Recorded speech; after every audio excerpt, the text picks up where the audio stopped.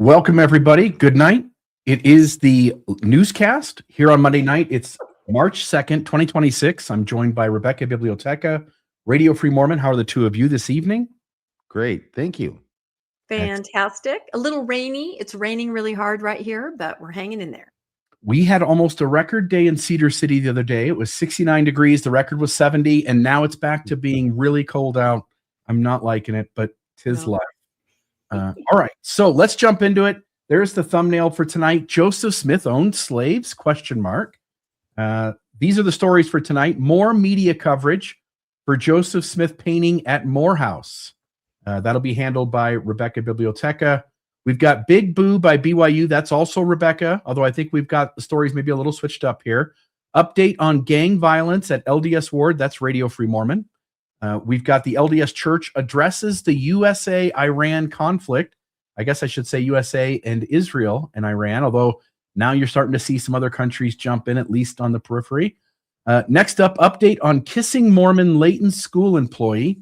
That'll also be Radio Free Mormon. And then we've got a story from Rebecca, has the church changed logos?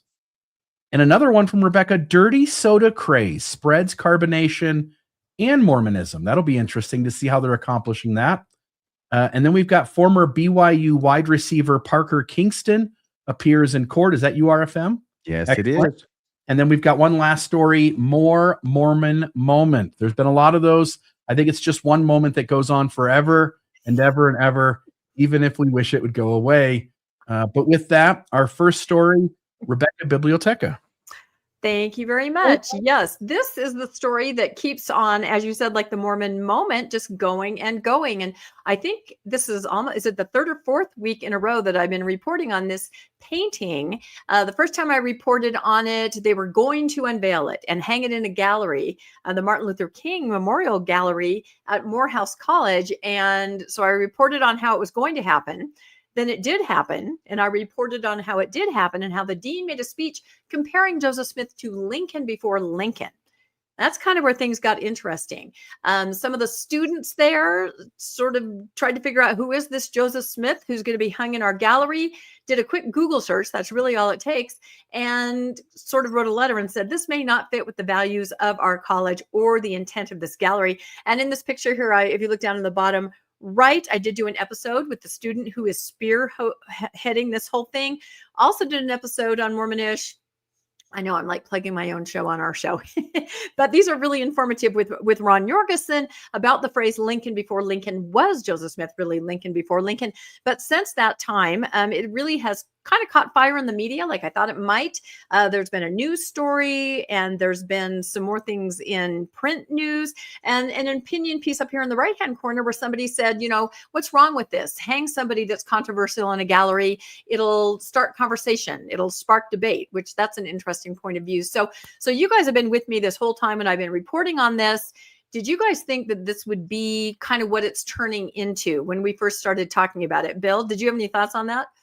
I think that a university, this is primarily for Black African Americans, they're putting President Nelson up in that college and they're putting Joseph Smith up in that college makes absolutely no sense at all to me. So I did expect that this story would gain some traction, and the students there and the community wouldn't let go of that easily.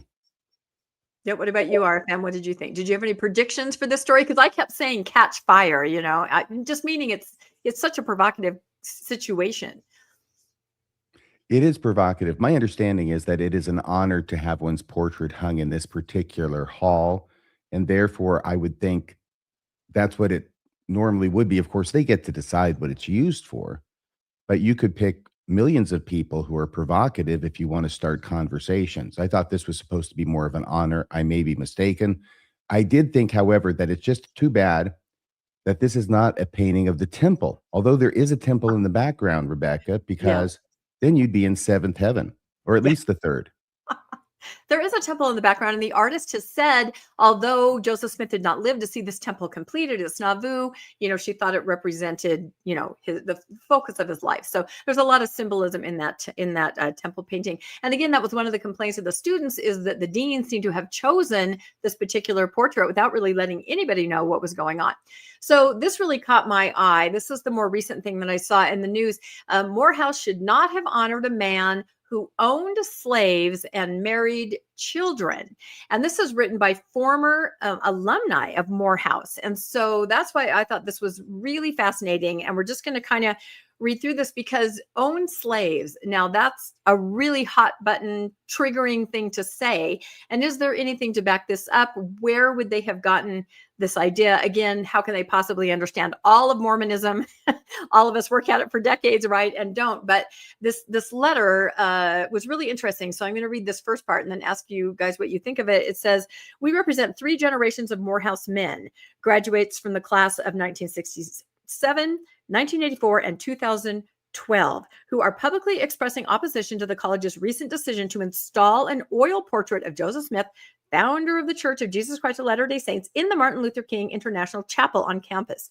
It is in the spirit of Reverend Dr. Benjamin Elijah Mays, the Baptist minister, theologian, and spiritual mentor of Dr. Martin Luther King, who led Morehouse from 1940 to 1967 as Morehouse men and as ordained clergy and educators, that we write in profound protest of the decision to honor Joseph Smith." Does it surprise you guys at all that the alumnus, it's not just the students now, it's the alumnus who are getting on board? What do you think of that, Bill? I mean, this was something new. Yeah. And generally speaking, when you get into colleges like this, I mean, it's the folks who have been there as students in generations past that take the initiative to support the school in lots of ways, including financially. And, it makes sense that the students might have been the first ones to pick up on this, but as the news got louder and louder, to hear the alumni begin to raise their voice in disagreement of it, has been interesting to see. And I still don't think the legs on this are done. And stories like this in the past, when they happen, there are lots of moments where somebody retracts the thing or gives the painting back or sends the money back that direction. And the church has been involved in those kinds of moments themselves. Yeah, I know. Can you imagine? What do you think, our fam alumni now discovering this is happening and profoundly protest? That's huge. Yeah, I don't want to get in the middle of anything, but it does strike me that it would be reasonable for the person who was in charge of making this decision to have at least foreseen that it might be controversial, and therefore want to put it out there for other people to be able to express their opinions about. On the other hand, the fact that this person did not do so might indicate that they wanted it up and they knew there was going to be blowback from it. I don't know what's going on. Which of those is true? By the way, is it only in the title that it says that Joseph Smith owned slaves, or is it in the body of the article too? Yes, I'm going to read the next thing. I just wanted to get your guys' take on this, because I agree there's a couple different reasons that could be why this painting is hanging there. So yes, let's move forward to see, what these alumnus think and what they're saying. They go on to say, "Indeed, it is a bitter irony that the unveiling of his portrait took place at the beginning of Black History Month in a chapel named after one who would never compromise his integrity for anything or anyone, let alone money." So right there, that's kind of perhaps a jab at why they think this painting may be there at this point. We've talked about that before. Historical records show that Joseph Smith owned enslaved people. Although he eventually expressed opposition to slavery during his 1844 presidential campaign, his church did not prohibit slavery, and its members continue to own enslaved people. So before I ask you guys what you think about this, I just want to just kind of think, this is where I'm going with this. Why do these alumnus think that historical records show that he owned slaves? Because I do not think that. I do not think he was a racist. I also do not think he was an abolitionist. And I've been talking to different people today, specifically Ron Jorgensen, who's an excellent researcher, and Ganesh Sharian, who also, just wrote his book about Joseph Smith, to see why it would say in this article that its historical records show that he owned slaves. Because I I believe that's going too far, and that's a little too provocative. So one thing that was brought to my attention was a Thomas B. Marsh affidavit. This was an affidavit to Governor Boggs regarding the looting and burning of Gallatin by the Mormons to show that they were hostile to Missouri. So this was part of the Mormon War, which is also very dicey. And Mormons were looting Millstown, I think, and Gallatin. And Thomas B. Marsh is telling Governor Boggs about this because he's trying to make the case that Mormons are not good for Missouri. So he says, this is Thomas B. Marsh, the same evening, a number of footmen came up from the direction of Millport. And this means these are Mormons. They are laden with property, which I was informed consisted of beds, clocks, and other household furniture. Okay, so they're looting the Missourians. They've run them out and they're taking their goods. That same night, I think, about 3 wagons were dispatched for about 40 bee gums, and the next day saw several gums where they were spitting them up and taking the honey and burning the gums, in which business of taking out the honey. But few were engaged for fear, as they said, they would be called on as witnesses against them. Then Wright returned from Millport and informed Smith that the people were gone. Again, these are the Missourians driven out of the towns, and the property was left. That's the property that they were looting in their wagons. Smith asked him if they had left any of the Negroes for them, and Wright replied no, upon which somebody laughed and said to Smith, "You have lost your Negro then." So that's a very interesting affidavit. I'm going to ask you guys what you think about that. Do you think, Bill, that something like that indicates that Joseph Smith, not proof that he held enslaved people, that he would be, on board? Maybe that was something he was looking to do. What do you think that means? Or do you think Thomas Marsh is not a credible source in this? Well, I'll just go back a slide first and just note historical records show that Joseph Smith owned enslaved people. And then it goes on, and then it says his church did not prohibit slavery and his members continued to own enslaved people. I would just want to note those are two very different things. Yeah. And I don't think the latter reflects on the founder of a religious system upon which members belong to from various places in the United States and overseas. But when we get to the quotes that you just shared, this is the first time I'd seen these. Oh. And I do think it's interesting. You've got, this is Marsh's affidavit to Governor Boggs. I'm intrigued enough that I would want to look further into it. But like you, I've never seen any concrete evidence that Joseph Smith owned slaves. Yeah, I agree. What do you think, RFM? My understanding of the historical record is that Joseph Smith made some statements on both sides of the issue. Mm-hmm. And the more pro-slavery statements that he made were naturally when they were in Missouri during that time period, and trying not to get the Missourians as mad at them as possible, which they did not succeed in doing, of course. But no, I don't know of any historian that says that he owned slaves or enslaved peoples. So I just think that maybe they got that goofed up. Yeah, no, that's what I kind of think. Saying things on different sides of the issue as opposed to actually owning somebody. Exactly. And we read more of their article. They kind of say that. But yeah, I think it's good to clear that up because that is not what we're saying. Now, Ganesh had an interesting take on, just perhaps the idea that slavery, was kind of part of the soup of Mormonism. He, of course, talked about Jane Manning James, who was a servant in Joseph's house, and that there may not have been too much of a distinction between servant and slavery. Perhaps at the time that might be confusing. And Jane was later posthumously sealed to Joseph as an eternal servant. Of course, that was Joseph F. Smith years later, i.e. slave. She was asked in her lifetime if she'd like to be sealed as a child to Joseph and Emma, but declined because she later said she didn't understand what that meant. Ganesh also pointed out that in section 132, it could be read as a manifesto for slavery on the eternal servant basis, where if you are not righteously coupled, meaning you are not sealed to somebody, you're a single person in heaven, you are eternally to serve people that are in these polygamous relationships, and that's slavery in the highest realm of heaven. So slavery is kind of there in a sense, but I agree with you. There is no evidence that he actually ever owned enslaved people. Now, we won't read through these, but if anybody wants to pause on these, as Bill alluded to, when he did run for president and put out that nice pamphlet that we had a picture of earlier, he seemed to kind of soften what he was saying. But Ron Jorgensen and I go through this in our episode together. He didn't necessarily say, I'm going to stamp out slavery as an abolitionist. He said, I trust the God-fearing people of the South. And if they ever are to decide that they don't want to do this anymore, as a government, we will make sure, that we purchase the enslaved people and help them go where they need to go and, purchase them from the Southerners. So it's not necessarily what people are saying that it is. And there's wiggle room in there. But I think definitely the alumnus here hit it on the head where they said he kind of changed depending on the political scenario and what he needed to say. So any final thoughts on his campaign for president and some of the statements there, Bill?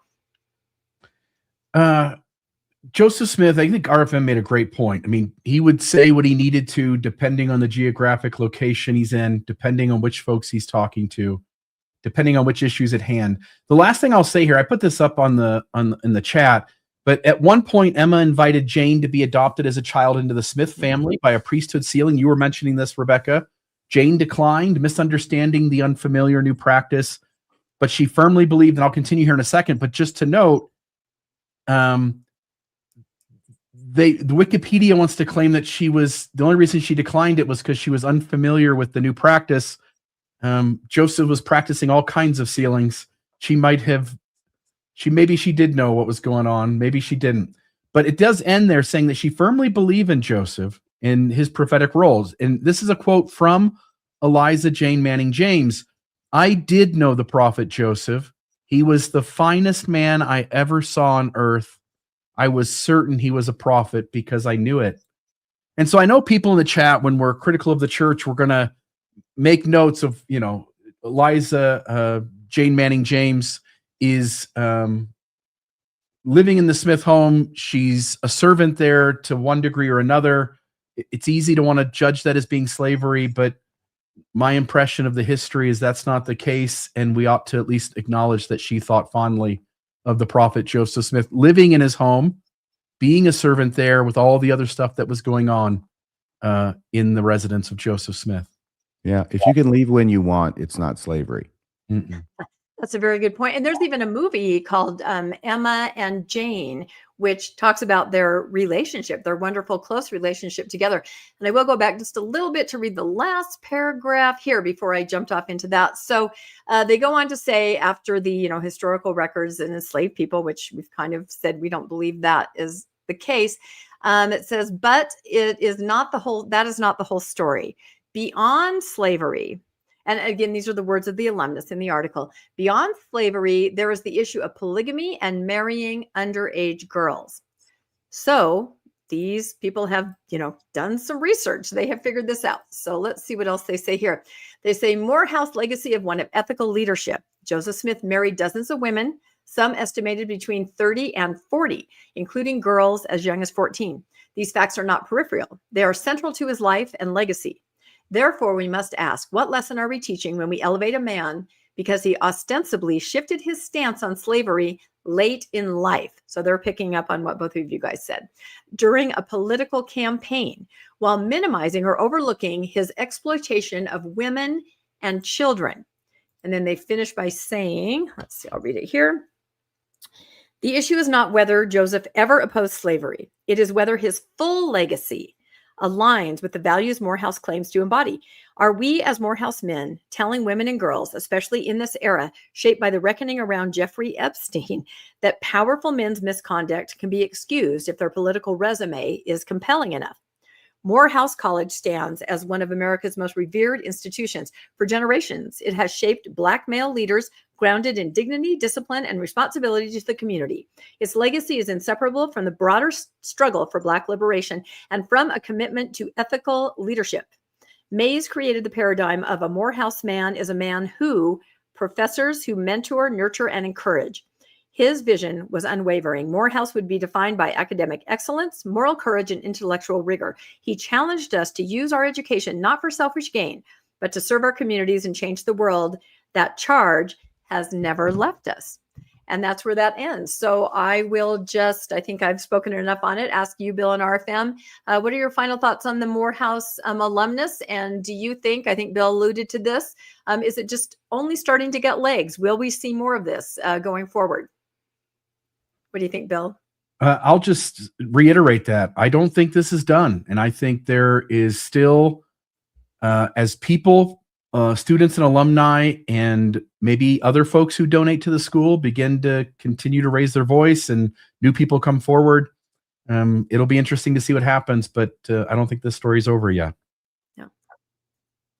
And it will depend, of course, on whether they take the portrait down, or is it still not up yet?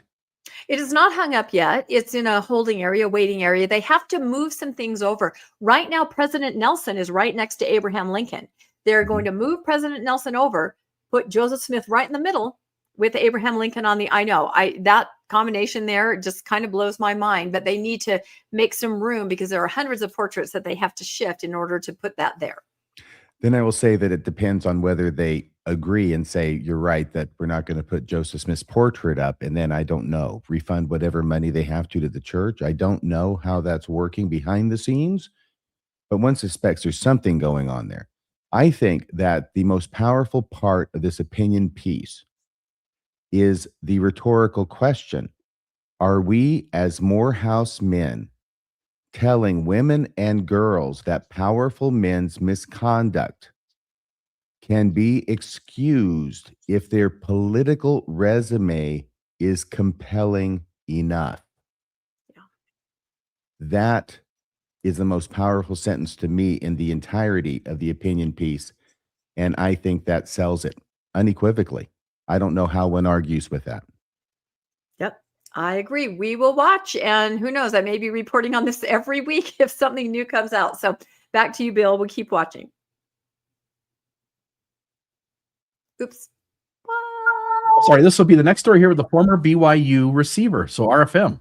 Oh, okay. Former BYU wide receiver Parker Kingston appears in court for rape allegations. This was February 25th, 2026.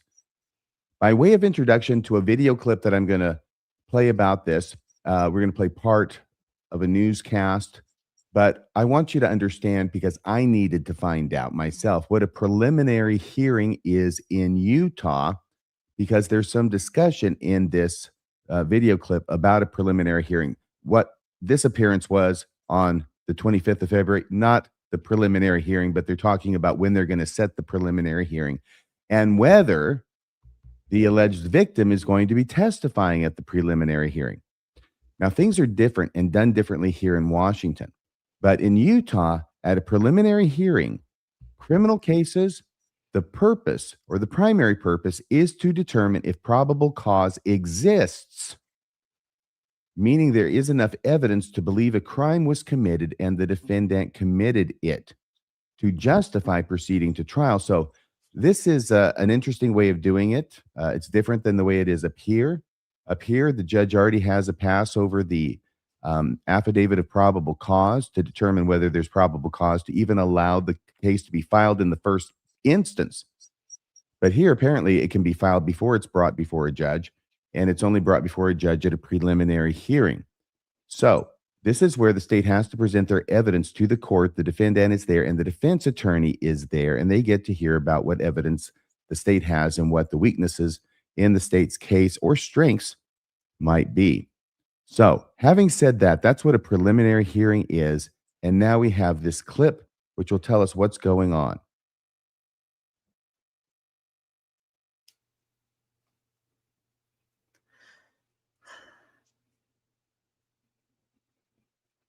Accused of rape appeared in court today in Washington County. Our Southern Utah correspondent Cannon Seacrest is at the courthouse on more on what happened today and what comes next.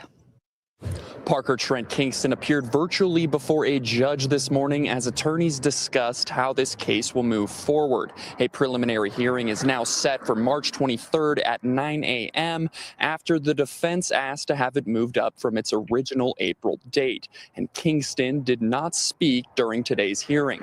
Kingston, 21 years old, is charged with first-degree felony rape in connection with an alleged incident on February 23rd of 2025 at a residence in St. George. During today's hearing, attorneys discussed discovery, and no additional discovery was requested. One major question still remains whether the alleged victim will testify at the preliminary hearing.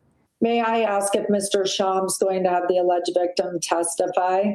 That's to be determined. We haven't made that call yet. We need more contact, and we'll make that decision within the week. The alleged victim's attorney has until March 18th to decide whether she will testify. That decision will also play a role in determining whether the preliminary hearing is held in person or virtually. I think it's going to be dependent on whether the alleged victim testifies, whether we'll want to be in person or via WebEx. If she plans on testifying, I will certainly want to be in person for that. Kingston is a Roy High School graduate and former wide receiver for BYU. Last season, he led the Cougars in receiving with 66 catches for 924 yards and 5 touchdowns. He also added rushing yards and a punt return touchdown. BYU confirmed to ABC4 that Kingston is no longer a member of the football team. So there's the story. It's proceeding along the track through the criminal justice system there in Utah. Any thoughts about that, Rebecca? I feel like it's a deja vu. Weren't we just reporting on Jake? Almost the same trajectory, except for then everything just kind of disappeared once he had a lawyer. So I'm curious. It was a civil case, though, right? And you're right. Okay, you're so right. That was a civil case, so that is different. What does it mean, RFM, that they want to move everything up?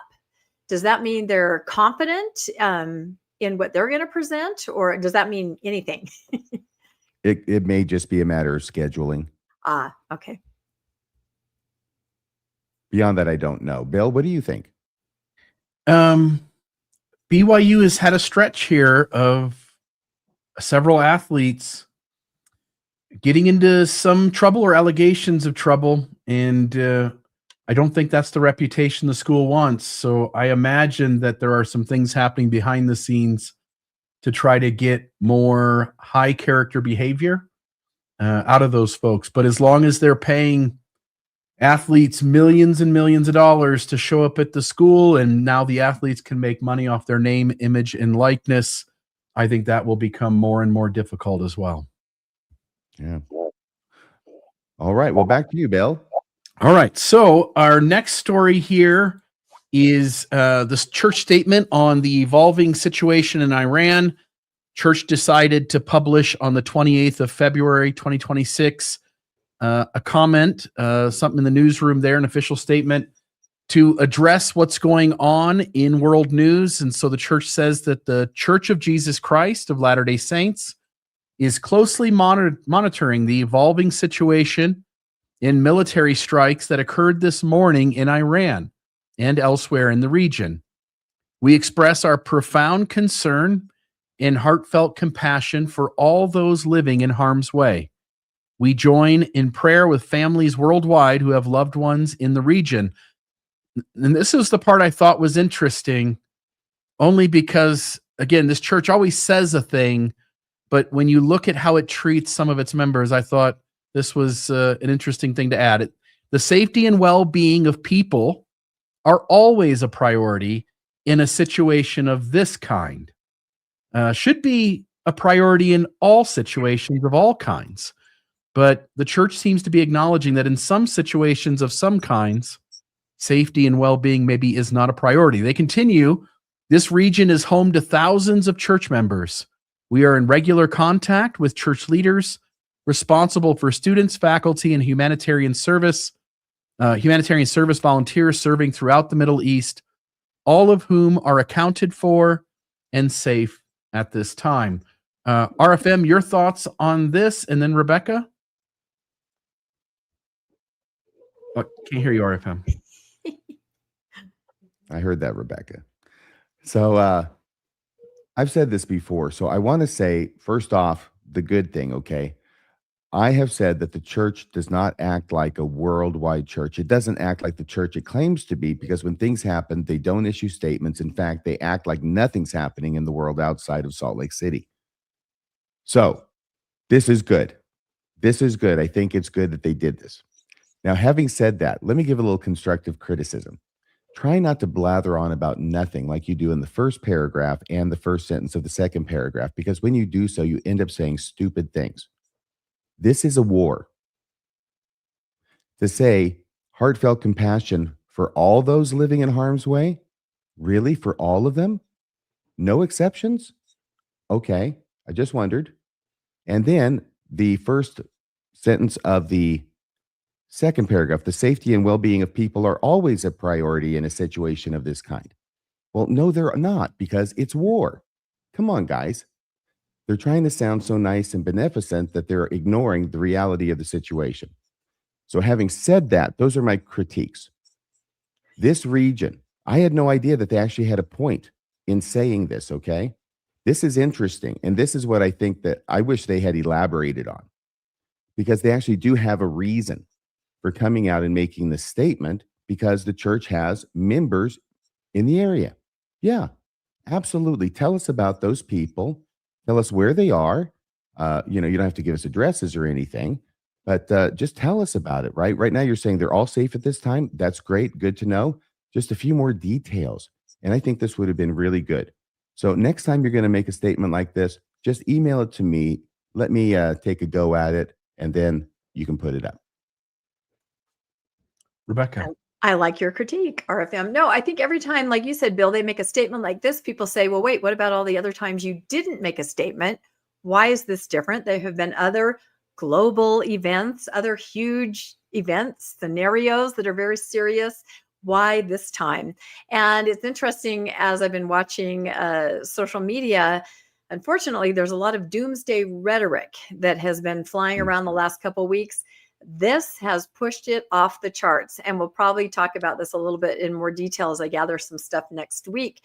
But the fact that the church did make a statement about this, a lot of people are seeing this as a sign that, the church knew this was coming. Some people are saying maybe this is why they took their money out of the stock market, $7.7 billion.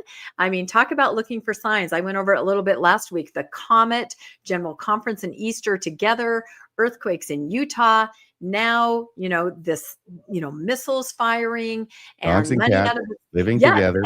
Yes, dogs and cats living together, and the earthquakes and the money. So The I don't blood know. moon tomorrow morning. And I'm so glad you said that. Yes, somebody made a whole post, somebody I actually know, about that, how important that is. So this statement, the fact that the church acknowledged it for the first time, when other things they just let slide, people are finding a lot of meaning in this. Can I tell you what I So- find, the meaning I find in it?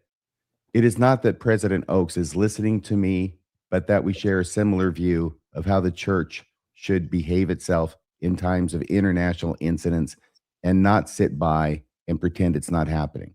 They should assert themselves into it and act like the church that they claim to be. There it is. Back Me to and you. Elder Oaks, we're like this. You're like this. I'm the one over here.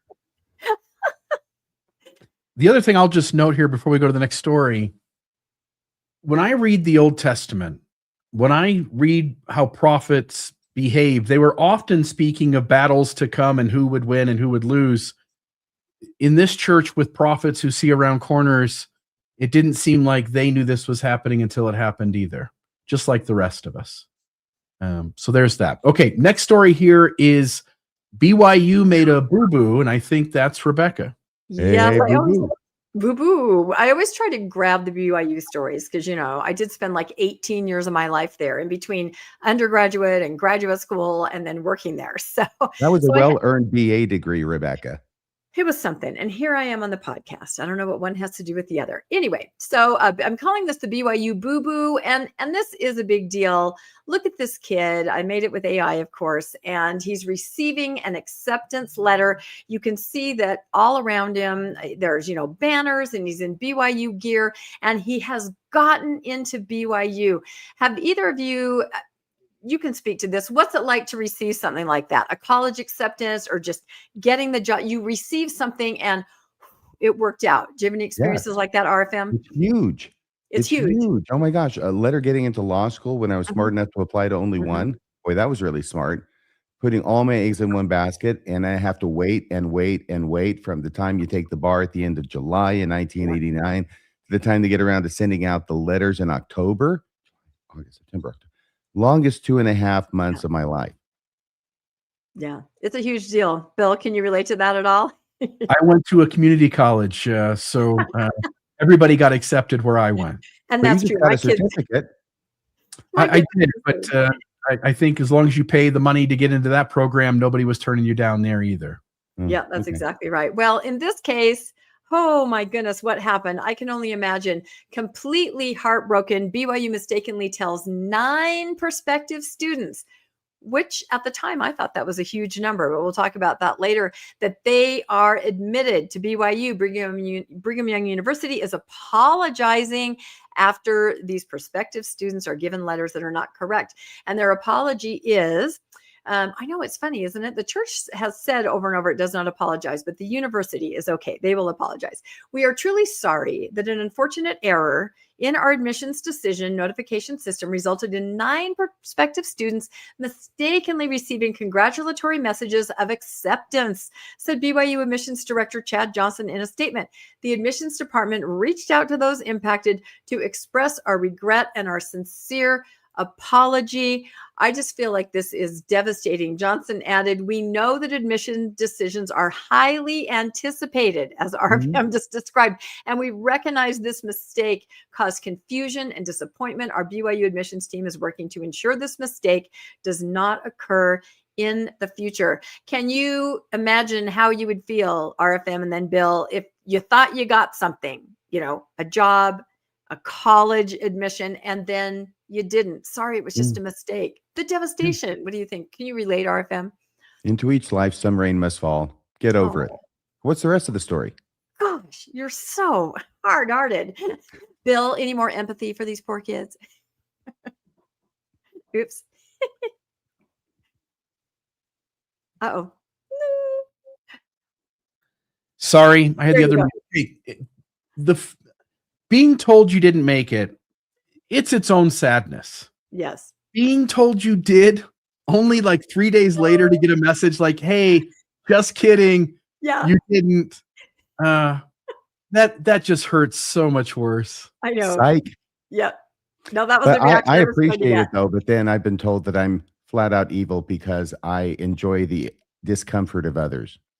Well, they're on the surface maybe, but I think we can all relate to these kids. And then, so there were a few articles about this, and then there was an actual human story. Here is one of the kids that this happened to, and he's standing there in his bedroom, and his computer table is there.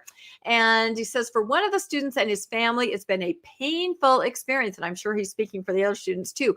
Owen Johnston, 18, a high school senior who lives in Oakton, Virginia, received his acceptance to BYU 2 weeks ago. At first, when I was accepted, I was really excited, he said. His mother, Talia Johnston, told KSL their family was thrilled because it's not just the kid, right? It's the family. You're calling the grandparents. You're on, a Zoom call telling everybody I got in. You're starting to make plans mentally and also even starting to put things in motion, right? So his admission to the place where both she and her husband went to school. So they are alumnus of BYU. But last week, as they went through the process of accepting the admission and finding a roommate, they realized something was off.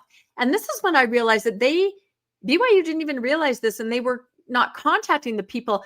They were letting them get online, start filling out stuff, put me in the roommate pool. Let's figure out where I'm going to live. This is devastating to be doing that and getting like error, what's going on? I better call the school. And finding out that way, right? A rejection letter had replaced the welcome to BYU notification in his online portal. I can't even imagine. I mean, look at their faces right there. You can't imagine. After trying to get BYU officials to talk with them, the Johnsons said they eventually learned the acceptance was a mistake. They didn't even contact them directly. No, they tried to do it on the slide. F the Mormons is all I can say. And do you know what? I almost think that perhaps BYU didn't know it had happened until they started to get feedback for those 9 kids, because it's not a huge number. They, It's they not slipped a in huge the number. the resignation. I mean, they slipped in the rejection letter. They did know. I believe they did know. They changed it Oh. out on them without telling them. That's an interesting point, because you're right. As they went in there and you have all your documents uploaded to your portal so you can see everything, there was a rejection letter. That is so interesting if that's what happened. After trying to get BYU officials to talk with them, the Johansons said they eventually learned the acceptance was a mistake. I So was they couldn't really even mad. talk to anybody at first. They're trying No. to talk to them. They No. won't talk to them. Yep. They won't talk to them. I know this story is really heartbreaking. If you've gone The through any kid. kind of process where you're hoping to get a job or into school, yes, and then no, like Bill said so eloquently. Let's see. I was really mad. Owen Johansson said they could have done it in a better way. And that's what you're trying to say, RFM. So Oh, and you're better off. now, I don't know if you guys had a chance to look at his little desk here. There's some kind of interesting things on it. What's right there next to his left hand?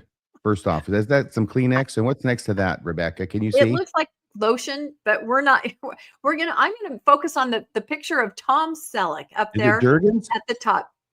I think it is Jergens. Yeah. So here we go. The whole experience, he added, left him pretty sad. His mother said she was disappointed that the university had only reached out to apologize to her and her husband, but not to her son directly. Talia Johnson wants BYU to honor his acceptance. Now that's interesting. I don't want them to do it just for Owen. I want them to do it for those 8 other students. I want all of the 9 students to be admitted into BYU. She said it is the right thing to do. And I feel like I took a close-up of Tom Selleck. I think it's what Tom Selleck would want to happen too. Yes, 'cause he's a good absolutely. guy. Was that on the mantle? That hunky was. picture of Tom Selleck? There's got to be a story there. I'm not sure what it is. So, Bill, Does it what go do you along with the think? Kleenex? Yeah, And I like the way his mom puts it. I don't want it for my kid. I want it for those 8 other kids and my exactly. kid. Exactly. And I thought this was a huge number. We're going to talk about this in a minute. But Bill, what do you think? Should BYU do this? Should they let the 9 kids in? I mean, it just seems so mean. On one hand, that's not fair, right? Like, Yeah. there are probably other kids who deserved it more. So if you're going to let 9 kids in, you let the next most qualified 9 in. Yeah. On the other hand, this church has enough money, it could probably send half the active kids in the church free to college. And yeah, anyway. I know. I think they should let Tom Selleck in. I think I wish he was at BYU when I was there. But now let me show you this next thing as I end here. I was like, does this happen very often? Is 9 a huge number? No. Look at some of these numbers. University of Kentucky in 2021, 500,000 acceptance letters went out. Erroneous? Yes. If you look through these numbers, some at 48,000, 4,000. I mean, 9 is not, I mean, I know it's important to those 9, but we've seen some major computer glitches here. So look at some of these big numbers. 800, the 500,000 just killed me. That's, 500,000 miserable people. So anyway, that's why I have a picture down here of excited and then not so excited. I So wonder how those universities handled telling the people that they'd screwed it up. yep, exactly. And I kind of asked AI that question. I'm like, what do Oh. they do? I know, look at that. I know. And they kind of said, that they immediately reverse it. They let them know, they apologize and they give an explanation. They offer counseling and support, which you might need. This could be completely devastating and soul crushing to a kid. They promise that they're going to look at their procedures, make sure it doesn't happen to anybody else. And it looks like other parents do reach out and say, can you just let them in? And they always say, nope, that's not going to happen. So You have yeah, to say no. you have to say no. I agree with Bill too. And in what he said, you do, then you'd have to let the next tier in. So sad situation all around, a BYU boo-boo. And I hope that these kids, like Bill, you said, anybody can go to UVU. There are colleges there where you can still have the BYU type experience and go to UVU right next door. So that's the end of my story. If you guys have any final thoughts on that, RFM or Bill, or we'll I go just back want to to Bill. tell Owen, this is the BYU experience. And if you got admitted there, this would be just the beginning, believe me. That may be true. Well, they could certainly kiss some booty Oh, and make things better. But we probably ought to just go to the next story, which also involves some kissing, but not booty. Yes. So charges refiled.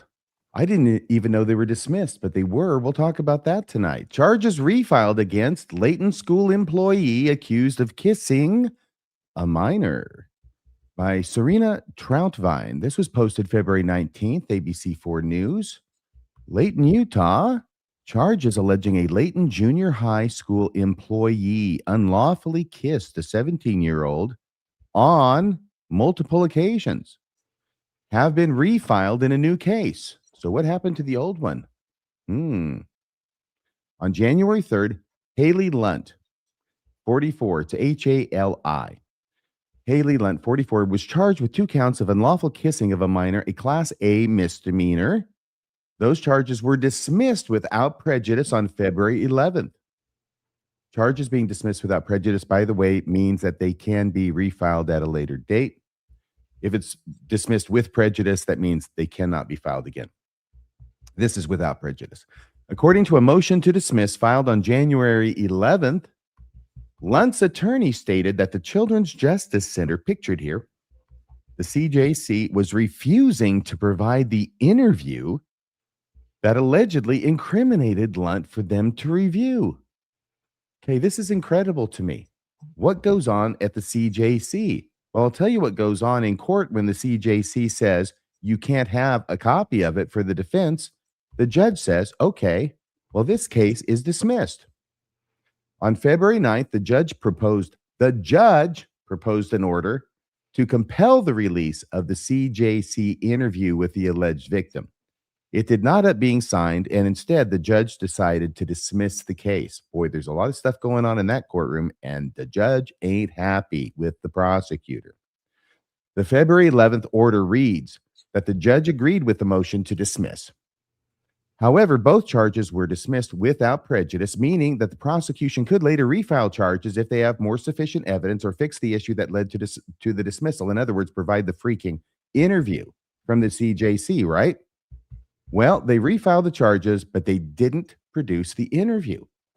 On February 12th, new charges were filed against Lunt for the same incident. She is again facing 2 counts of unlawful kissing of a minor. It does not appear that the interview has been presented in this new filing at this time. And if that appearance is correct, the judge is going to dismiss it again, this time with prejudice, and hopefully sanction the hell out of the prosecutor's office, or at least the CJC, or maybe both. Your thoughts, Bill? This is the funny business that happens in a court that folks like Rebecca and I never get to see, but which you've lived a lifetime of experiencing. What do you, as a lawyer, what do you make of this? What do you think's going on here? I think the CJC thinks it's above the law. They see themselves, for whatever reason, as protecting the 17-year-old child, but this can't be the first interview that they've ever had. What goes on there? Why are they not producing this interview to the defense? If the defense does not have this interview, then that case should not go forward because his due process rights are being violated by the state. Produce the interview. Is there a reason you're not? There can be no reason good enough to satisfy the law and the Constitution and this judge who's doing the right thing, in my opinion. Rebecca, your thoughts? Yeah, I am talking to some people behind the scenes about this, and they are saying that this Children's Justice Department or service is just extremely protective over the privacy of all of their clients. And it is that extreme protection and care for this 17-year-old that is causing, this perhaps not to be released in the way that everybody wants. So I don't know how that tracks with what you know, because as Bill said, we don't know all the inner workings, but people that I'm talking to are just saying it's because of extreme care for the privacy of this child, 17. They can have all the extreme care that they want, but those charges will remain dismissed. I mean, there's no way that the defense does not get that interview. This seems very apparent to me. Is it apparent to both of you why that is? Yeah, if you're going to have charges against you, you deserve to have access to all the evidence for or against you and to be able to present that in a courtroom with some exceptions, but this not being one of them. Yeah, see, and what the heck the complaining witness actually said happened? Yeah, it could not be more important. RFM, Go ahead. Sorry, can you think of a time where evidence is allowed to be held away from the jury or from the Sure. case? All the time. Can you give an I example? have made a career out of suppressing evidence. Can you give an example of a good reason why you could? Well, sure. There's a lot of reasons. One that doesn't happen so much anymore is having custodial interrogation by law enforcement without Miranda. That would be one thing. That doesn't happen so much anymore because they're so well trained, as a general rule, officers are, to do Miranda. But also unlawful search. That's a big one. Boy, that was a speciality of mine, with search and seizure law. Unlawful searches with or without a warrant. I've successfully gotten stuff suppressed that was seized without a warrant, and I've gotten stuff suppressed that was seized with a warrant because the warrant itself was defective in some way or other. Interesting. Yeah, and if you got a guy who's on trial for theft, I mean, you could have a felony rape conviction in his background. The jury's never going to hear that because it has nothing to do with the charge at hand, right? So Yeah. what about the fact that she said, yes, everything the witnesses are saying happened, everything the young man said happened. She sort of confessed, if you call that a confession. Does that mean nothing without the statement of the alleged victim? If she said, yep, that happened, and even gave more details. Let me try and express how significant it is that the judge dismissed this case. And he had proposed an order, the judge had, dismissing the case. Both those things are significant. What a judge is instructed to do under the law is, if there's a problem or if there's a failure on the side of one party or another, to take into account and look at various options of increasing a penalty. You could suppress certain evidence. You could say, okay, well, we're going to sanction your office $500, or we're going to do this, we're going to do that. The last thing, this is like lethal force for a police officer, okay? That's the last thing that you would go to, is lethal force. That's what a dismissal is. Well, dismissal without prejudice, but that's coming unless I guarantee you, that's coming unless the CJC lets loose of that interview. I would be surprised if this is the first time that this has happened. I mean, the CJC does interviews all the time, and I expect that they've worked with the sheriff's office and the police agencies, and I'm surprised if this is the first time it's happening. It's with a 17-year-old boy. And I only say that because there's nothing about that would make me think that this is an exceptional case that they're investigating and not giving up the interview. But they're going to lose any contract they have with police or sheriff's office. I mean, you've got to give it up. Otherwise, you're useless to us. Right? As a law enforcement agency, we're not going to let you interview our witnesses or our potential victims if you're not going to give us the reports later, and the case gets dismissed because of you. So maybe there's new management over there at the CJC, and there should be newer management. Just some thoughts. Well, there's that. I guess we have yet to see how this one turns out. All right. Next up, we've got the church in something about a logo, correct? That's right. Just a quick little update because everybody is talking about this. And as we know, church logos have been in the news a lot lately. They kind of said they had some kind of priority control over John DeLynn being able to use, I think they said, upward lines and the color blue, because that's their logo. So they're really trying to hold on to that. John DeLynn's in mediation about his logo and his name. And then all of a sudden, a few days ago, the church logo suddenly turned to purple. Everybody was trying to figure out what was going on. I did a little research, and the first time that I found this has happened is in 2022, which is interesting because what purple signifies, what it means is it's the color of Lent. And this is why they changed it. This is to celebrate Lent, right? So I have this up here. Why did the LDS Church logo suddenly change to a purple color? Purple is the color that represents Lent.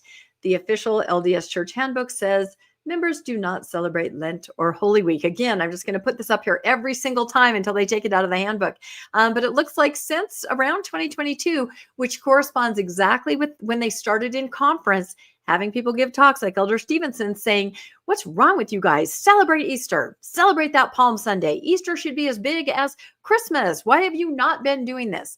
And again, I will answer that because we were pretty much told not to do that. We were told all of those were false traditions, of the apostasy. But yeah, here we have purple, and I'm guessing it'll be purple for all of Lent. And then interestingly, the color of Palm Sunday, which now the LDS Church celebrates like crazy on Temple Square in the Tabernacle. They had a Palm Sunday celebration with waving of the fronds.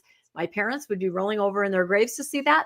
The color of Palm Sunday is red. So won't it be interesting if their logo changes to red that day?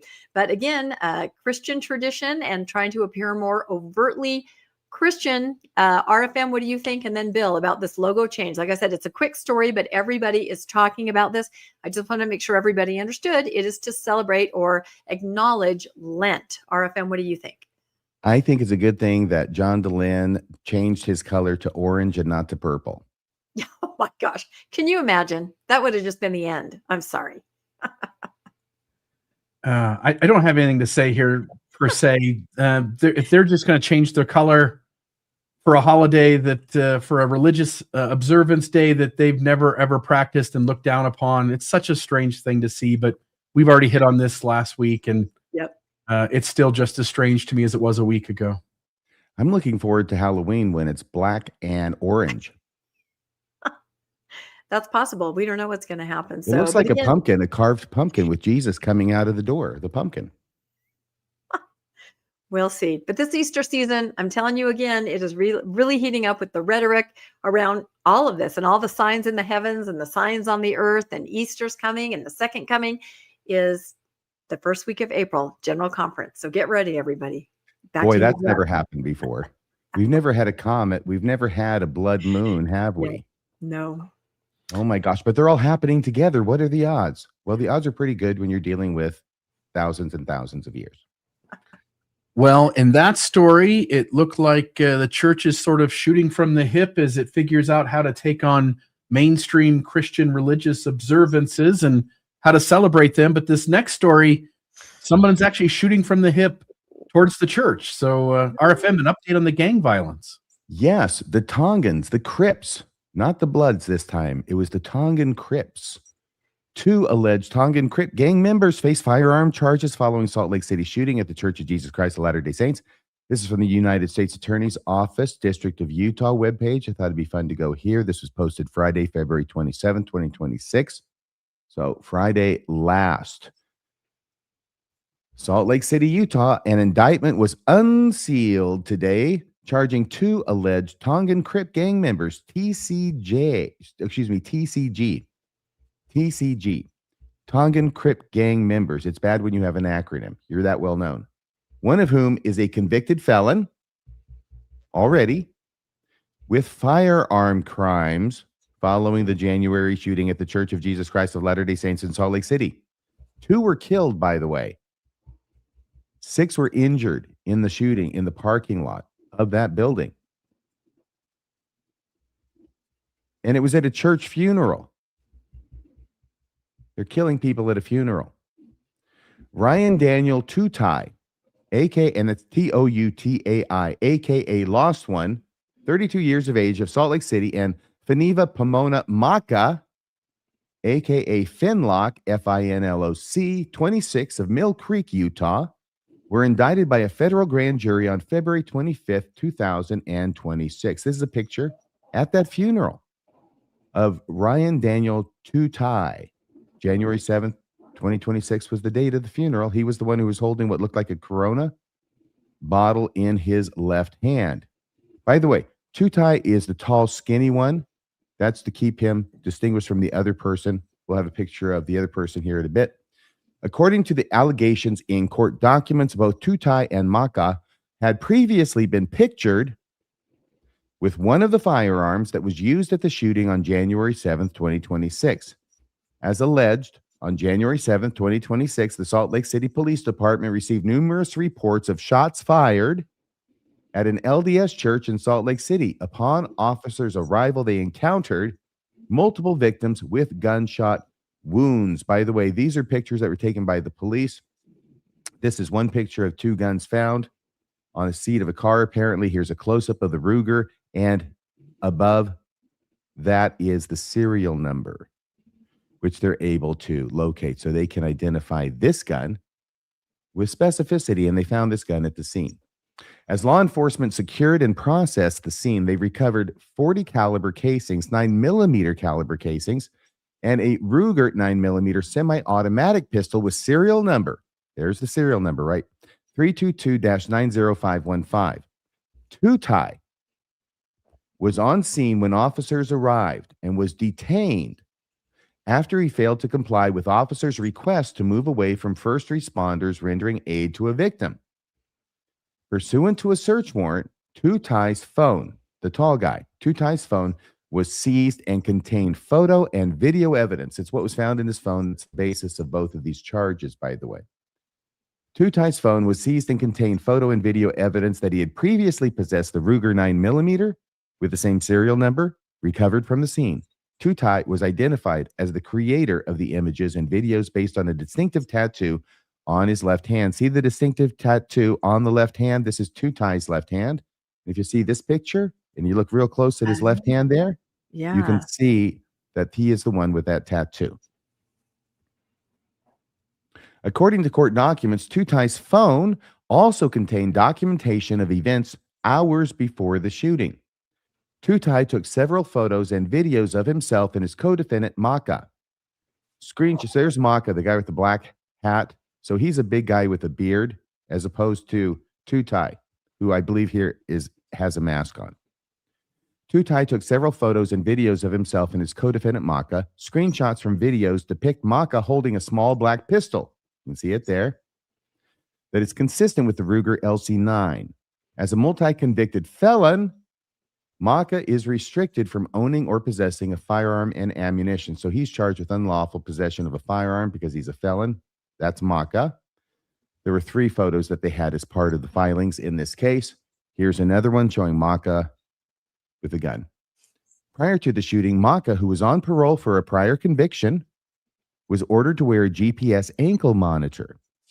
Evidence from the GPS ankle monitor combined with physical evidence collected from the scene strongly corroborates Maka's possession of the Ruger firearm on January 7th, 2026. Additionally, photo and video evidence show Tutai and Maka claiming TCG, remember that's that Tongan Crip gang, membership and interacting with other TCG members. And here's the third picture. And here it looks like it is not Maka who's holding the gun. This is a different gun being held by Tutai, it looks like. Okay. Tutai is charged with unlawful disposition of a firearm. And what that means is getting rid of it. Okay, so Tutai doesn't have the prior conviction that makes it a felony or a crime for him to possess a firearm, but he got rid of it unlawfully when he ditched it in the bushes by the church, is the allegation. Tutai is charged with unlawful disposition of a firearm. Maka is charged with felon in possession of a firearm. Their initial appearance on the indictment is scheduled for March 3rd. So that's tomorrow if the world don't end tonight. At 1:00 p.m. in courtroom 8.4 before a U.S. magistrate judge at the Orangey Hatch United States District Courthouse in downtown Salt Lake City. And here is something else that they had as part of the filings. It shows the church from the bird's eye view, the parking lot outside the church. And it says the image below provides an overview of the scene, including the approximate location of recovered evidence. Location information from Maka's ankle monitor is also highlighted. So you can see there's this blue box here in the middle of the parking lot, a little bit above the middle. That's where the 40 caliber casings were found. The red square just to the left and below the blue square, that's where the 9mm casings were found. And this X marks the spot in yellow.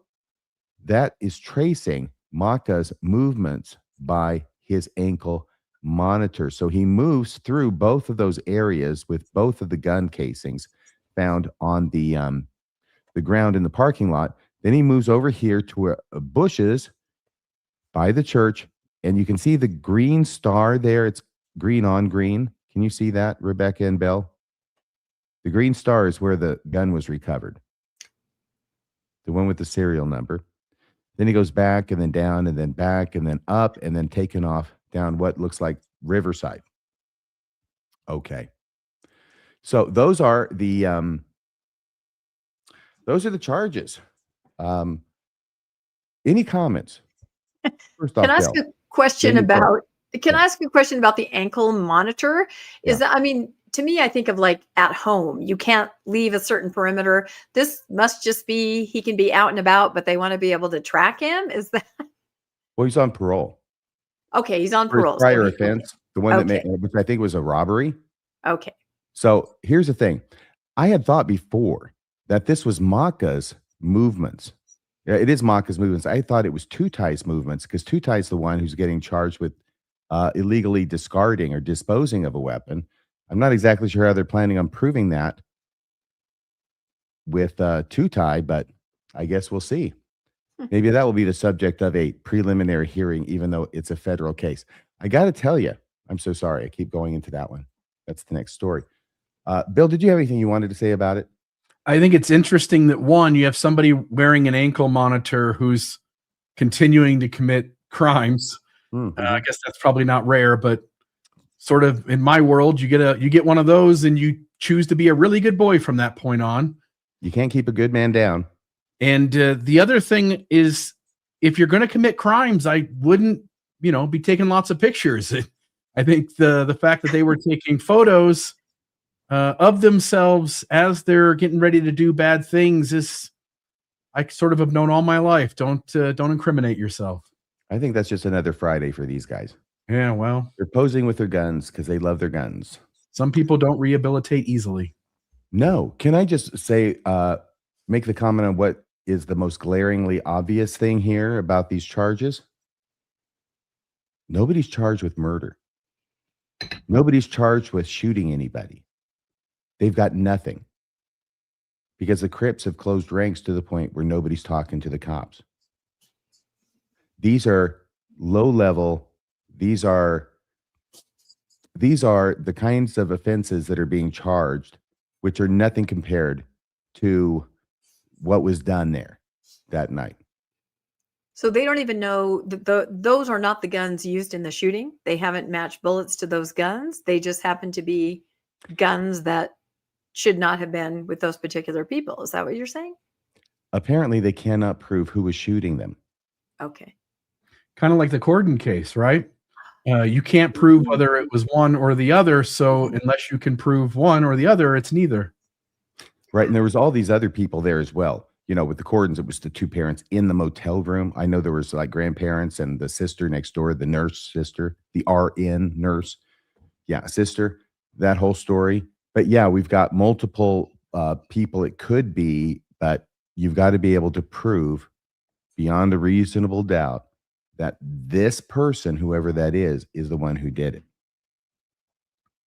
it. She was a NICU nurse just down the hall, which meant that she took care of children in children's wings of hospitals. Yes. Anyway, strange situation there. Well, talking about strange, Mormons in their soda pop, Rebecca. Yeah, this is great. And I'm glad because our two last stories, both my story here and then Bill that's going to follow, they're kind of related in this way, which is great. So I saw this was in the New York Post and Fox picked it up. Mormon soda craze is replacing coffee and cocktails across America. And I think this is the bigger story and it's kind of interesting. I just had to put this picture here. Only a certain number of you will know that this is Laverne of Laverne and Shirley way back in the mid 70s. And she used to drink milk and Pepsi. Do you remember this, RFM? I do. Yeah, and I think that's the first dirty soda because a dirty soda is a soda that has all kinds of other ingredients, cream to make it creamier and fruit and things like that. So I just, a shout out to Laverne. She was doing it before any of the rest of it. So the reason that these dirty sodas are sweeping the country, and they literally are, Swig has like almost 70 locations, and that's just one of the more popular ones. These are the secret lives of Mormon wives, and they drink Swig all the time. They post about their favorite drink combination, and they keep it in the media. So everybody is very curious, because as Bill's going to go into next, Mormon moment kind of a thing. And what are these Mormons up to? Well, they're drinking soda because of their health code. Everybody seems to be recognizing that this is because of the word of wisdom. And the article kind of says, I'll paraphrase, the beverage known as a dirty soda originated in Utah with the Latter-day Saint culture, is rapidly expanding across the United States, offering non-alcoholic alternatives to coffee shops and bars. That's why this is so interesting. Dirty soda refers to traditional soft drink like a cola, Dr. Pepper, a Mountain Dew is a big base that you use, and you add flavored syrups and purees and sugars and actually not sugars all the time. You can get ones that are pretty healthy, and cream. And, you know, if you want to make one at home very simply, you just pour some Coke in a glass and put some coffee creamer in it. That really is as simple as you can get. And the trend developed partly because many members of the Church of Jesus Christ of Latter-day Saints avoid alcohol and coffee. And I think they're trying to point out that more than just the drink, they're avoiding going to places where those things are served. So where do Mormons hang out, right? This is a new place. This is a new trend. You can't go to the bars. You can't be seen at Starbucks, even though they do have things there that don't have coffee in them. And so this is where they're going. So Swig and Fizz, different places like that, expanding nationwide. And here's a picture of exactly that. Coffee shop, right? You can't be seen there, even though there are other things that aren't coffee, and certainly not in a bar. So where do you go to hang out? If you're doing your ministering and you're like, hey, you want to just go down to the pub? No. Hey, you want to go to Starbucks? No. But you can say, let's meet at Swig. Let's have my favorite drink, the Founder, and let's talk about come follow me. So it all works. What they're saying is that younger Americans are drinking less alcohol. This is a known stat out there. The next generation is going, we're not going to do that. And consumers want a customizable, Instagram-friendly beverage. As you saw those pictures, right? Hold up my drink. What's my favorite? Look at my recipe here. They love it. And there's rising interest in fun social drinks that don't have caffeine, aren't coffee-based, and they're not alcohol. So I thought this was absolutely fascinating. And I came across, just as I was putting the slides together, a post, somebody not LDS, saying, what's up with this? Mormons and their soda bars, do they have these at home? And the answer was yes. People do have flavored syrups at home. They sell these things, especially for events, right? A wedding reception or a bridal shower, a baby shower. You're going to have your really awesome soda bar with fun cups and fun straws. It's just a thing to be really, really fun, where in the past it used to be get your Starbucks or, maybe make yourself a margarita, right? That is not happening, not only not in the LDS Church, but it's not happening in general with this next generation. So here's the part I thought was really interesting. Industry insiders believe that dirty soda represents more than a passing fad, describing it as a modern revival of the soda fountain culture. I think most of us are too young maybe to have experienced the soda fountain culture. So here's some retro pictures that it's been adapted for today's preferences. So major beverage companies are also experimenting with similar customizable soda concepts as the trend grows. I was at Chili's just the other day. Dirty soda was one of the offerings on the table. They had a cute little sign about it. And so it's just everywhere. And it started because of the word of wisdom. It started because here in Utah, we're not going to go to the bars and we're not going to go to the coffee shops. But what can we have? Sugary sodas. And again, I have to go on record by saying, do not judge somebody with a giant Swig cup. They have revivers. That's my favorite. Refreshers, where it's just sparkling water and fruit, maybe a sugar-free cream base. So it's not necessarily terrible for you. But have either of you ever even tried a dirty soda? Bill, have you tried anything like that? Yeah, I've had the Dr. Pepper with the coconut cream in it. They're delicious. Okay.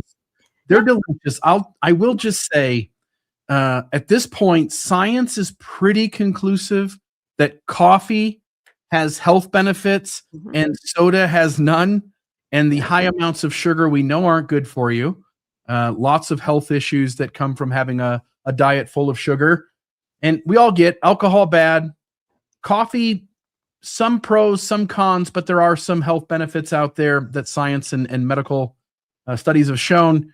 Soda, somewhere in between, better than alcohol, I'm sure, but probably not by much.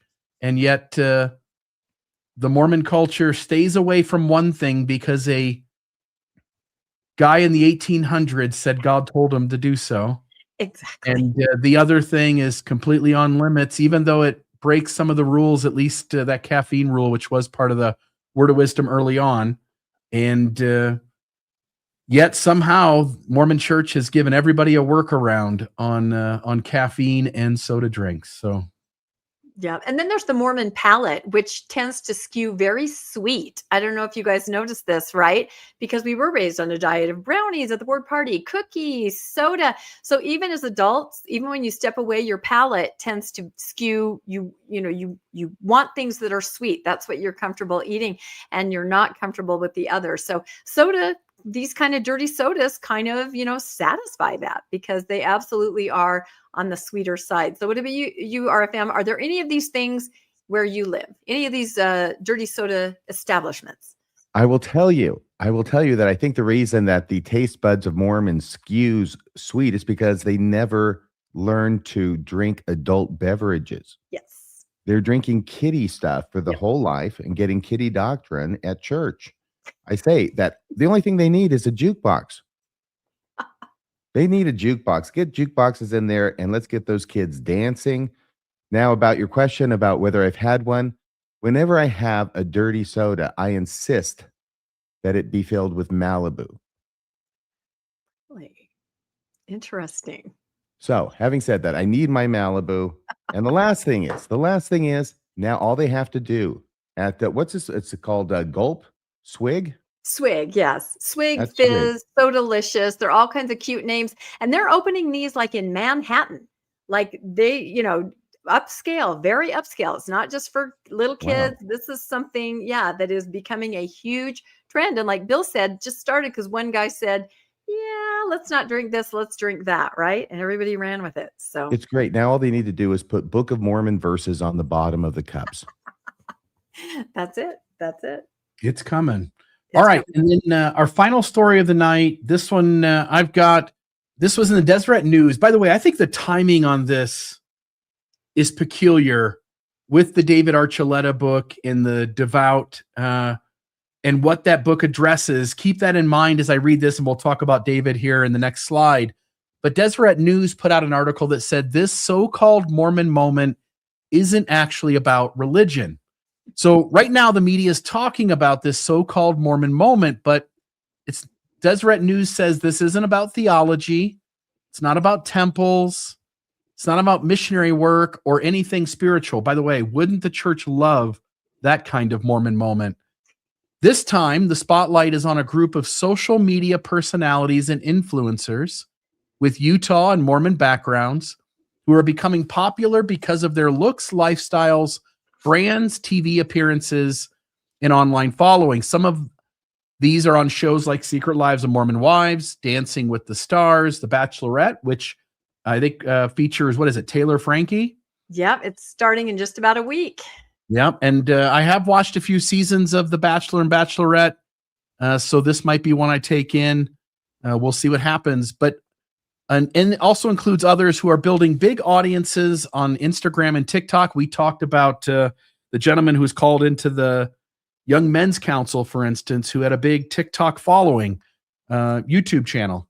The buzz isn't driven by what they believe or how active they are in the Church of Jesus Christ of Latter-day Saints, but by how much attention they draw in mainstream culture. The church seems to be, without saying it directly in this article, by the way, this is just a synopsis, but in the article, it's like they're trying to avoid saying negative things, but sort of hinting at these Mormons are in the news for something other than the reasons we'd like them to be. It goes on, it says, this means what's being labeled as a Mormon moment has very little to do with real faith and more to do with aesthetics, personalities, and algorithms. Some people outside the church see these figures and think they represent Mormonism, even though their connection to the religion varies widely.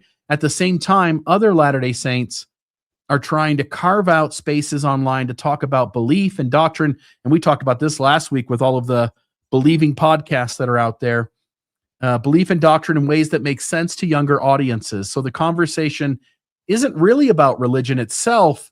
It's about visibility, identity, and how culture interprets a label that started as a faith identifier. Again, these are all the kinds of ideas they're pointing to in the article, but I wondered here, is that true? And I say that because if we look at David Archuleta, former American Idol star, released his memoir, Devout. And again, he was just interviewed on Mormon Stories with John DeLynn.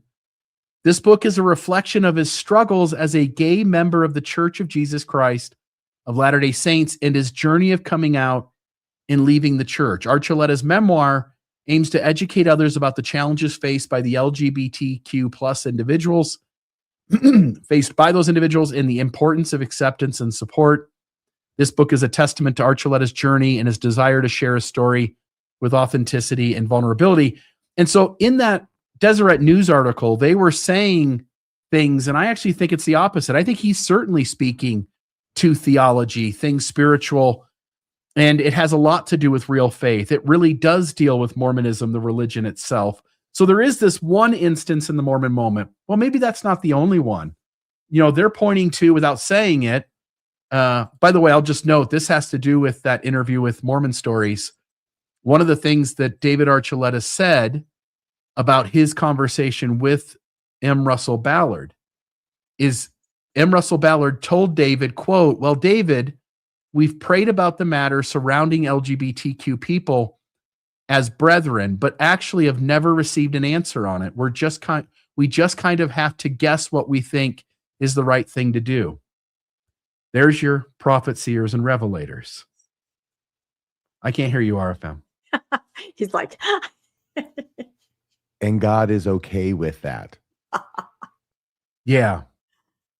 It's such a strange thing that you have leaders of the church tell you that they're not getting answers, and then they still do the hateful thing.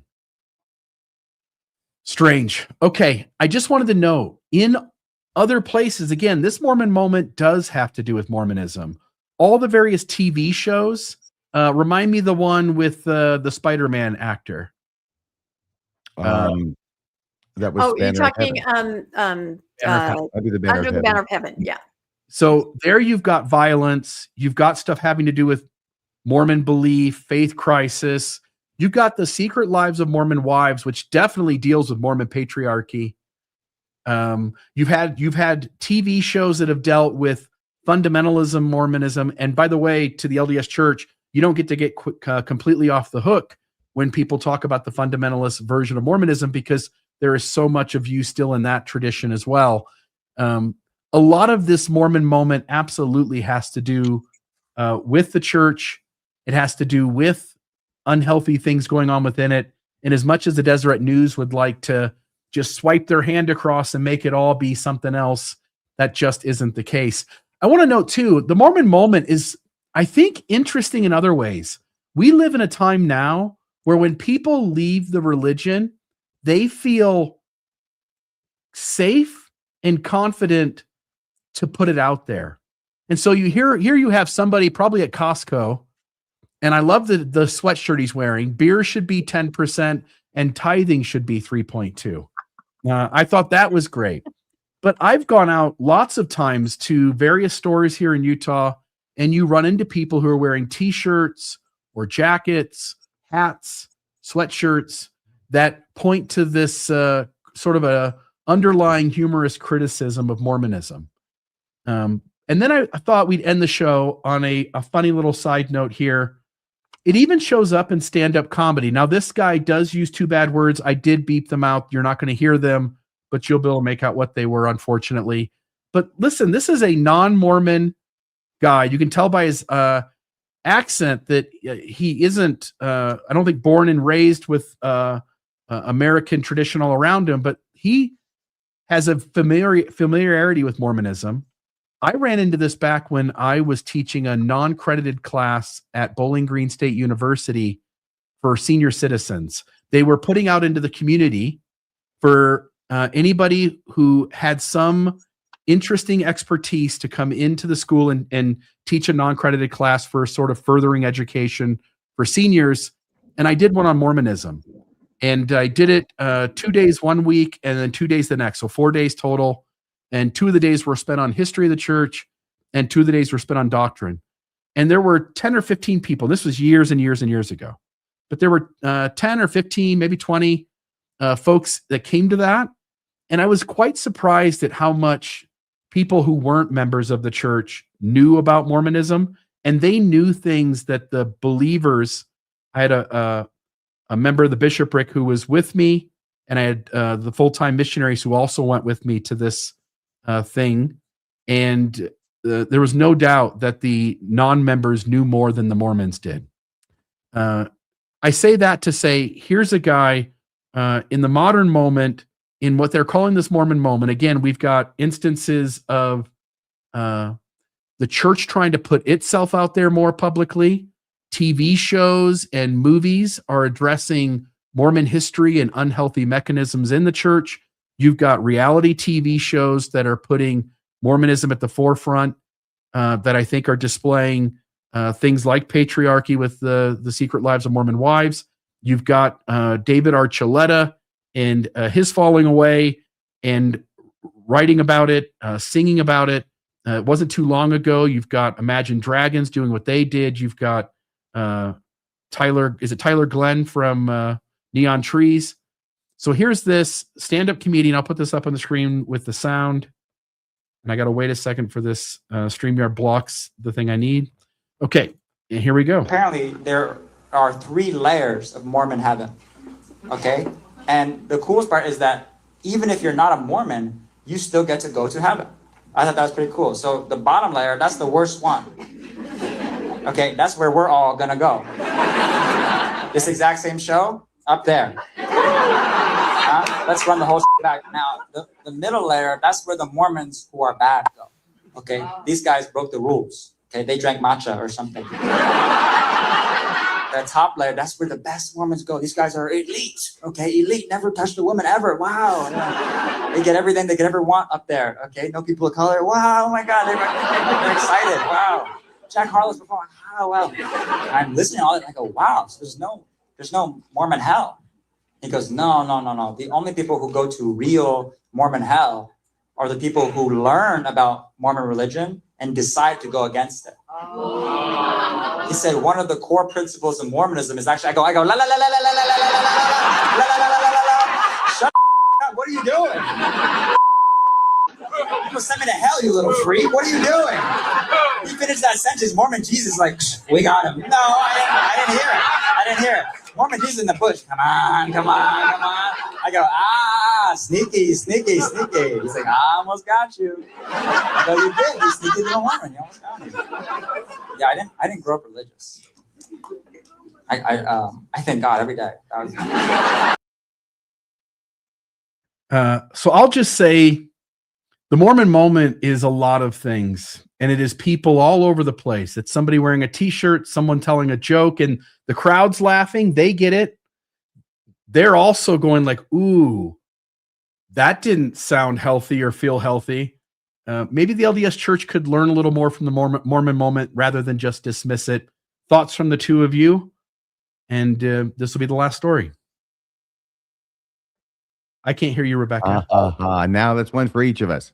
Dang it. We all did it. I have like jets flying over my house. No, I was You going thought to you were say, going to get out of this unscathed. yeah, no, I'm not. At the very last minute, I just choked. It's true. But no, I pushed back really hard on this. This is not the Mormon moment. This is not Mormonism. And I've seen so many articles like this, like you talked about, Bill, and other kinds of things where they say, sure, there's Mormons in the news, but they're not real Mormons and they don't reflect us. I push back extremely hard. That is not true. They're putting that information out there so that faithful members don't get concerned by seeing. You went through some of the information. I just made a list here. So on Secret Live for Mormon Wives, the finale this season ended with a baby blessing. You know, they couldn't get permission of one of the baby daddies and the bishop wouldn't let him do it. So a father did the baby blessing at home. That is Mormonism. That's a new kind of Mormonism where not everybody can go to the church to do it, but you're going to have a baby blessing, right? Two of the girls, while they were on a trip to confront Marciano, went to the temple. Okay, so they have temple recommends First they confronted him, then they went to the temple, I think is how it went. But again, these are Mormons. These are Mormons living full lives, not just what the church wants to put forward as actual Mormonism. So I think about Real Housewives, right? Of Real Housewives of Salt Lake. They covered Heather Gay's faith crisis and deconstruction the entire time. We all know who that is. They covered another woman whose son went on a mission, or maybe it was not Heather, it was someone else. So they are talking about Mormonism. These are real Mormons living real Mormon lives, even if it is not what the regular mainstream members want to see. Talk about Elizabeth Smart documentary, right? Completely informed by Mormon, the religion, the doctrine, what happened to her. And that was shown very clearly in a recent documentary. Talk about Jody Hildebrandt, another documentary. Mormonism through and through in there, definitely lived in a terrible, terrible way, but it's all related to Mormonism. So I would say to say that it has nothing to do with Mormonism is not correct. It's just the parts that they don't want people to see so overtly. So I feel like I'm on a soapbox, but I'm so tired of hearing that none of these relate to Mormonism, because they do completely. Well, yeah, it involves Mormons, all of them. Mm-hmm. So that's the one thing they weren't saying. And they're all Mormons. But what they're saying in this article, as I understood it, is only if you believe everything that the leaders tell you to believe and do everything that the leaders tell you to do, can you qualify to represent Mormonism. I think that's probably not true, but it definitely explains why it is that this guy has never had a TV show. I'd watch that. Well, there's that. Okay, well, we're at the end. What we've got now is what you guys have each got going on this week. And Rebecca, let's start with you. Oh, yes. We always have Mormonish. It is always on Tuesday nights at 6 p.m. We have, do you recognize my guest there, Bill in RFM? He has been on your program a couple times. Patrick, do you recognize him? Maybe a little bit? Like at length, he has been on your program. I recognize Sidney Rigdon. Okay, well, there you go. He's been on Mormonism After Dark. You have let him speak multiple times on Mormonism After Dark about his data and information. So I have. Oh, is this the guy? This is the guy. Is this going to be an argument, I hope, between him and Dr. Lundwall? Oh, no, this is going to be very fascinating. He's done a lot of research on the three voices in the Book of Mormon and some of the data point analysis. You're going to find this fascinating. And believe it or not, Dr. Lundwall and Patrick were mission companions. So it's sort of a reunion, and it's going to be pretty fascinating. Yeah. Why does John look so much older than Patrick? Yeah, I don't know. He's wearing the hat. Wearing the hat, maybe. I don't know. But yeah, they shared some of their really funny stories. They were APs together, driving around Canada, checking on all the other missionaries out there. So we do talk about that. But the title is with Sidney Rigdon, the founder of Mormonism. It's a very, very interesting episode. A little bit of history, a little bit of kind of groundbreaking research on the three voices in the Book of Mormon and some data point survey analysis. So it's a little scholarly, but I think you're going to like it. It's Tuesday night at 6 p.m. I think John went on his mission when he was 40. Oh my gosh. All right. And then Wednesday night, we've got an episode on Mormonism Live called The LDS Label Machine. I don't remember offhand the author. We'll talk about it Wednesday, but there was a long article written maybe 6, 7, 8 years ago at this point, maybe longer. And this person went throughout Mormon history, locating all the quotes where church leadership puts labels on people who stay and labels on people who go.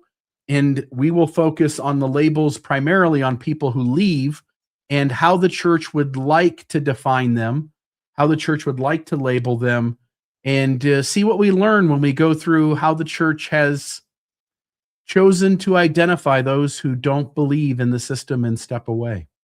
I don't know if it was original to him, but I think Randy Bell came up with a list. It was like alphabetical and had one A through Z with these kind of names. Yeah, this will be the quotes in the context they were given, but I think I remember when Randy did that. So there's that. And then I've got something coming out this week called The Lost 116 Pages. It'll be a playoff of what I shared at Thrive. And then I've got a bunch of these that I'm kind of a project coming out where I'm going to share a bunch of these. This is the first one, and it's based on a book that I just published that's on Amazon. But this will be an interesting series of 30 various topics where you can just clearly lay out that logically the church doesn't have a leg to stand on. And I think putting them all together will be overwhelming. So there's that. And RFM, your episode that just came out.